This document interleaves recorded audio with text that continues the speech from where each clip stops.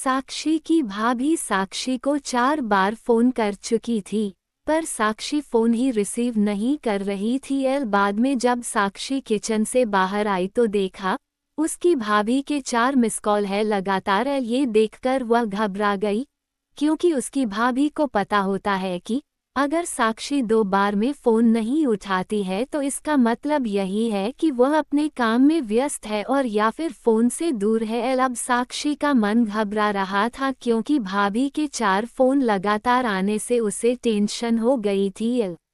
क्योंकि साक्षी की मम्मी की तबीयत इन दिनों ठीक नहीं चल रही थी। अभी 2 दिन पहले ही साक्षी अपनी मम्मी से मायके में मिलकर आई थी। फिर भी साक्षी ने हिम्मत करते हुए अपनी भाभी को फ़ोन लगाया, और फ़ोन जैसे ही भाभी ने उठाया तो साक्षी को रोते हुए कहा, दीदी मम्मी जी हमें छोड़कर चली गई है।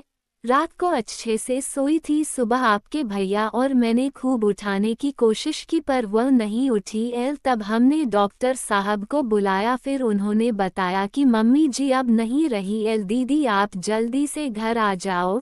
इतना सुनते ही साक्षी की आंखों से आंसू बहने लगे। पापा तो पहले ही उसे छोड़कर जा चुके थे और अब उसकी माँ भी नहीं रही। साक्षी तो बिल्कुल बेहाल हो चुकी थी।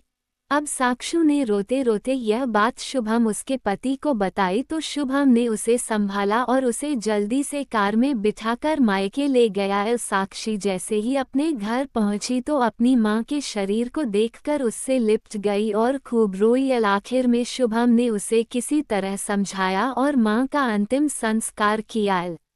सारे विधि विधान होने के बाद भी साक्षी की रोना ही नहीं रहा था, उसे मां की बहुत याद आ रही थी। तब साक्षी की मौसी ने उसके आंसू पोंछे और उसे संभाला और कहा, साक्षी बेटा ऐसे दुखी मत हो। दीदी नहीं रही तो क्या हुआ, मैं हूं ना तेरी मौसी। मेरा घर भी तेरा मायका है, तेरा जब मन करे तब आ जाना अपनी मौसी के पास।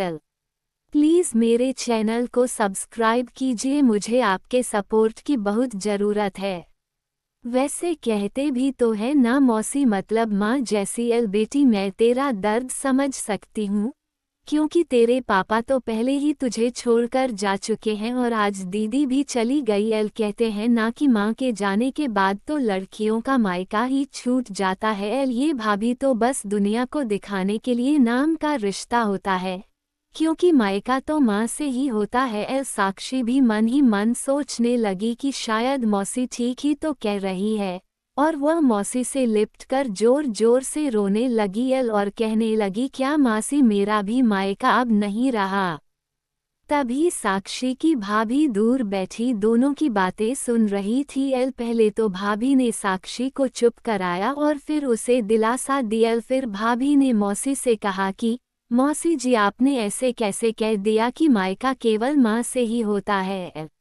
मैं मानती हूँ कि माँ का स्थान कोई नहीं ले सकता, लेकिन अभी दीदी के भैया भाभी जिंदा है और जब तक हम हैं दीदी का मायका हमेशा बना रहेगा। मैं पूरी कोशिश करूँगी दीदी को मम्मी जी की तरह प्यार और सम्मान देने की। और दीदी जब चाहे तब यहाँ आ सकती है। ये घर कल भी उनका था, आज भी है और कल भी रहेगा।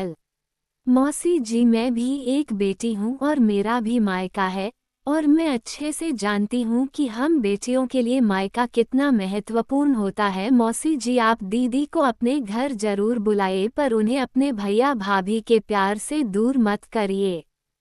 तभी मौसी ने कहा, बहू आज के जमाने में तेरी जैसी सोच रखने वाली भाभी बहुत कम मिलती है, मुझे माफ़ कर दे, मैंने साक्षी को गलत राह दिखाई। तभी साक्षी अपनी भाभी के गले लग गई और बोली, भाभी आज आपने मुझे विश्वास दिला दिया कि भाभी भी माँ के समान होती है, और मैं संतुष्ट हूँ कि जब तक आप और भैया हो मेरा मायका सदा बना रहेगा। और किसी ने कहा है ना कि भाभी माँ के समान होती है, आज आपने मुझे इस बात का विश्वास भी दिला दिया है। दोस्तों जरूर बताएगा कहानी कैसी लगी, और अच्छी लगे तो जरूर हमें सब्सक्राइब करें। हर दिन एक नई कहानी, तब तक के लिए हर हर महादेव।